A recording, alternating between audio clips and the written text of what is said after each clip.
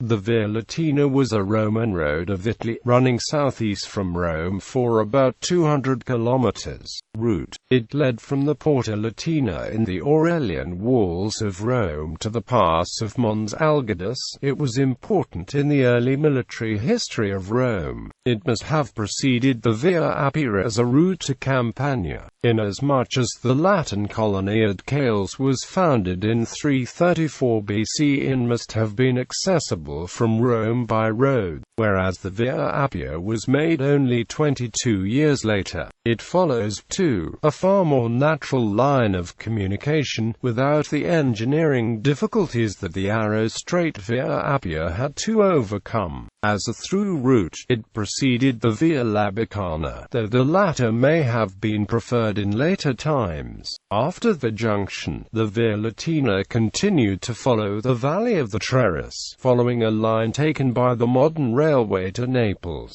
and passing below the Hernican hill towns, Annone, Ferentino, Frosinone, and others. At Fregoli, it crossed the Liri, and then passed through Aquino and Cassino, both comparatively low-lying towns. It then entered the interval between the Apennines and the volcanic group of Rocca Monfina and the original road and, instead of traversing it, turned abruptly northeast over the mountains to Venafro, thus giving a direct communication with the interior of Semnium by roads to Isernia and Telesi. After the disorders of the civil wars, the Via Latina was repaired by a group of prominent Romans, including Marcus Valerius Messala Corvinus. The work was underway in 27 BC, at the time of Tiburolus's elegy. In later times, however, there was in all probability a short cut by Ruffray along the line taken by the modern highroad and railway. The two lines rejoined near the present railway station of